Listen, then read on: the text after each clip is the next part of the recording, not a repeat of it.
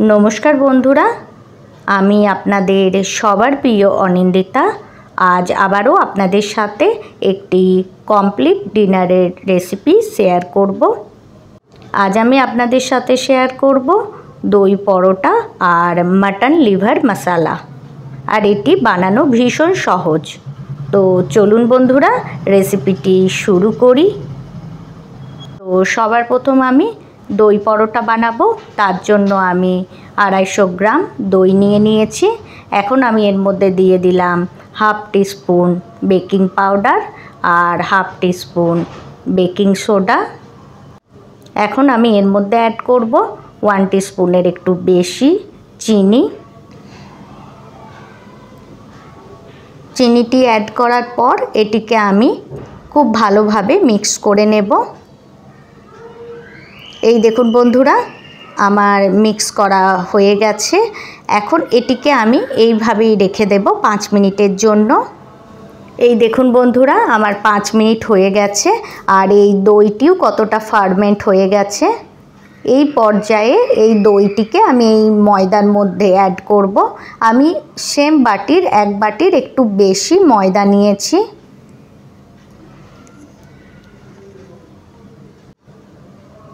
দইটি add করার পর আমি এর মধ্যে অ্যাড করব স্বাদ অনুযায়ী লবণ।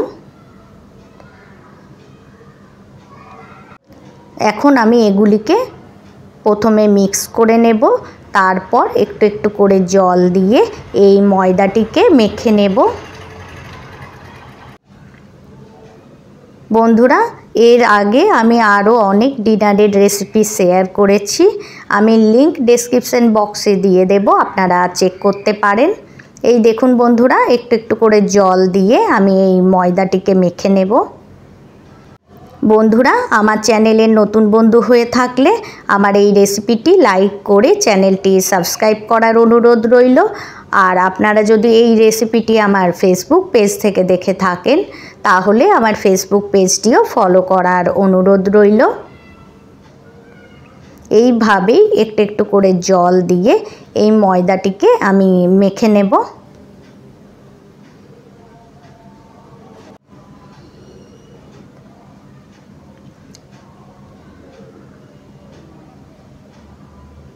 এই দেখুন বন্ধুরা, আমার এই ময়দাটি মাখা হয়ে গেছে। এখন আমি হাতের মধ্যে একটু তেল নিয়ে আবারও এটিকে মিক্স করে নিয়ে ময়দাটিকে মেখে আমি 10 মিনিট রেস্ট করার জন্য রেখে দেব। আমার 10 মিনিট হয়ে গেছে। এখন আবারও আমি এই ময়দাটিকে একটু থেসে নেব, তারপর আমি এটির থেকে লেচি কাটবো।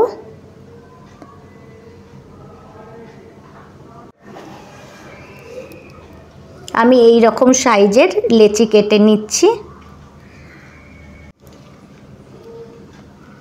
এখন এই পরোটাটিকে আমি বেলে নেব। একটু একটু করে ময়দা দিয়ে আমি এই পরোটাটিকে বেলে নেব।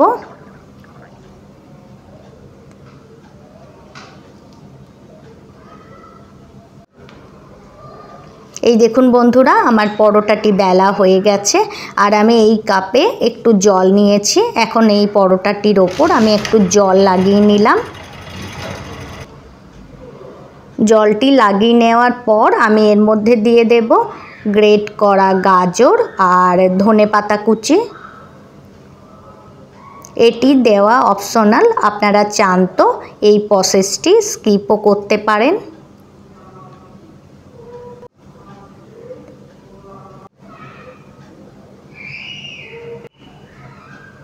এখন এটিকে আমি এইভাবে পাল্টি করে দিয়ে হালকা হাতে এই পরোটাটিকে বেলে নেব। এই দেখুন বন্ধুরা, আমার পরোটাটি বেলা হয়ে গেছে। এখন এটিকে আমি একটা প্লেটে ট্রান্সফার করে নিলাম। এইভাবেই আমি সমস্ত পরোটাগুলি বেলে নেব।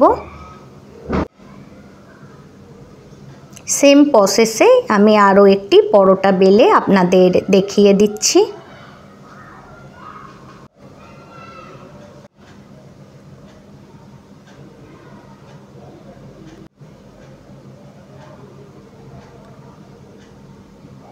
এই দেখুন, সেম প্রসেসে আমি আরও একটি পরোটা এইভাবে বেলে নিচ্ছি।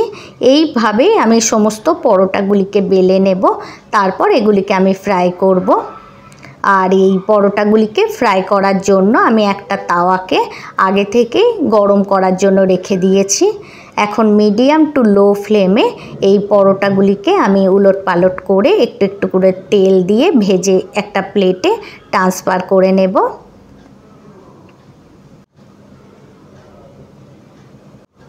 এই পরোটাগুলি অনেকটা নানের মতো খেতে লাগে। আপনারা অবশ্যই এই পরোটাটি এইভাবেই বানাবেন, আর বানালে ফিডব্যাক আমার সাথে শেয়ার করবেন।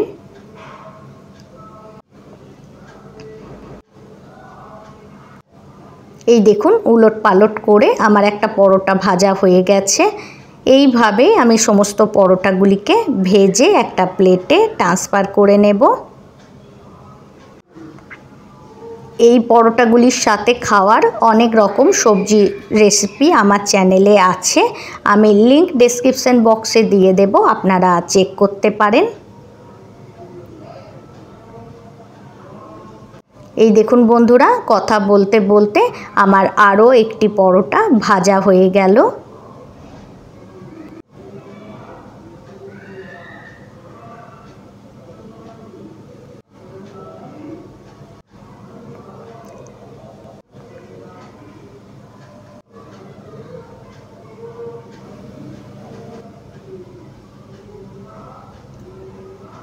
এবার আমি মাটন লিভার মশলা বানাবো।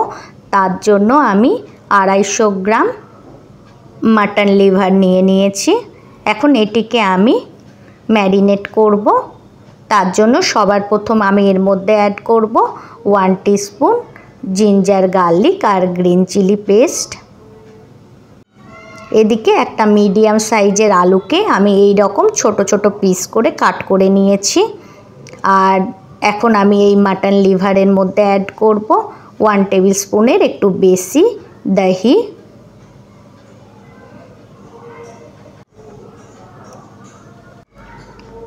এখন আমি এর মধ্যে অ্যাড করব 1 টিস্পুন হলুদ গুঁড়ো,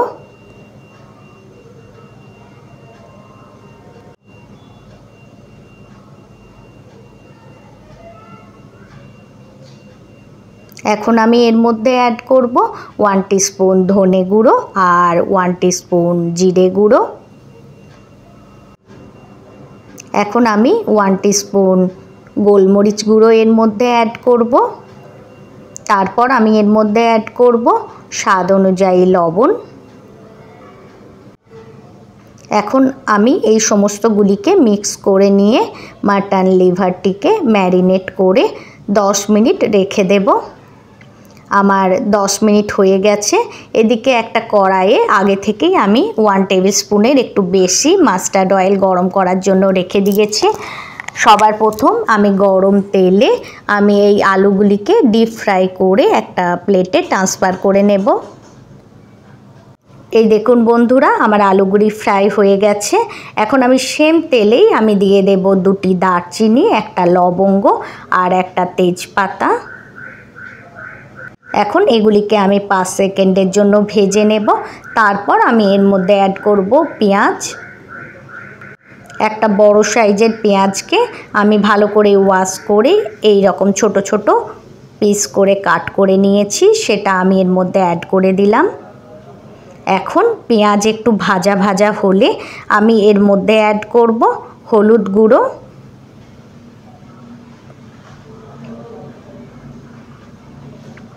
এই দেখুন আমি হলুদ গুঁড়োটি অ্যাড করে দিলাম।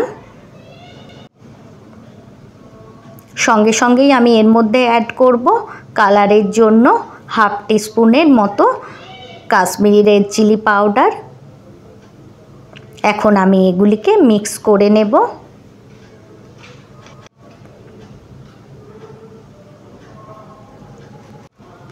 এই দেখুন বন্ধুরা, আমার মিক্স করা হয়ে গেছে। এখন আমি এর মধ্যে অ্যাড করব টমেটো। একটা ছোট সাইজের টমেটোকে আমি এই রকম ছোট ছোট পিস করে কাট করে নিয়েছি, সেটা আমি এর মধ্যে অ্যাড করে দিলাম। তারপর সমস্তগুলির সাথে মিক্স করে নিয়ে আমি একটু ফ্রাই করব। আর সঙ্গে সঙ্গেই আমি 1 টিস্পুনের একটু কম ginger garlic green chilli paste add করব। আবারও আমি সমস্তগুলিকে মিক্স করে নেব। এই টাইম অবশ্যই গ্যাসের ফ্লেমটা মিডিয়ামে থাকবে। এখন মশলা একটু ফ্রাই হয়ে গেলে আমি যে মাটন লিভারটিকে ম্যারিনেট করে রেখেছিলাম সেটি আমি এর মধ্যে অ্যাড করে দেব। অ্যাড করে দেওয়ার পর সমস্তগুলির সাথে মিক্স করে নিয়ে মাটন লিভারটিকে আমি ফ্রাই করব। এই দেখুন বন্ধুরা, সমস্তগুলির সাথে এগুলি আমার মিক্স করা হয়ে গেছে। এখন আমি বাটির গায়ে যে মশলাটি লেগেছিল সেটিও আমি এর মধ্যে অ্যাড করে দিলাম। অ্যাড করে দেওয়ার পর মশলার হিসেবে আমি একটু লবণ অ্যাড করব। এইভাবে মাটন লিভার মশলা বানালে আমি গ্যারেন্টি দিয়ে বলছি বন্ধুরা, এর স্বাদ আপনারা কোনো দিনই ভুলবেন না। অবশ্যই এইভাবে এই রেসিপিটি আপনারা ট্রাই করবেন, আর ট্রাই করলে ফিডব্যাক আমার সাথে শেয়ার করবেন। আর বন্ধুরা কমেন্টে জানাবেন আপনারা কোথা থেকে এই ভিডিওটি দেখছেন। এদিকে কথা বলতে বলতে মশলার সাথে আমার এই মাটন লিভারটিকে খুব ভালোভাবে ফ্রাই করা হয়ে গেছে। এখন এই পর্যায়ে আমি যে আলুগুলিকে ফ্রাই করে রেখেছিলাম সেটি আমি এর মধ্যে অ্যাড করে দিলাম। অ্যাড করে দেওয়ার পর এটিকে ঢাকা দিয়ে আমি লো ফ্লেমে 5 মিনিটের জন্য রেখে দেব। আমার 5 মিনিট হয়ে গেছে। এখন আমি এর ঢাকনাটা খুলে এটিকে একটু নাড়াচাড়া করে নেওয়ার পর আমি এটিকে ঢাকা দিয়ে আবারও 10 মিনিট এটিকে লো ফ্লেমে কুক করে নেব। এই দেখুন বন্ধুরা, আমার 10 মিনিট হয়ে গেছে। মাটন লিভারটিও পুরোপুরিভাবে কুক হয়ে গেছে। এখন এই পর্যায়ে আমি এর মধ্যে অ্যাড করব 1 টিস্পুন গরম মশলা গুঁড়ো আর রাফলি কাটা করিয়েন্ডার লিভস। এখন এগুলি অ্যাড করার পর আবারও এগুলিকে আমি খুব ভালোভাবে মিক্স করে নেব।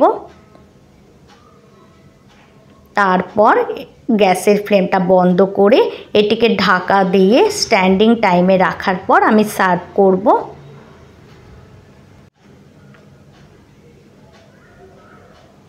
তো বন্ধুরা দেখুন কত সহজেই আমার তৈরি হয়ে গেল কম্বো ডিনারের রেসিপি।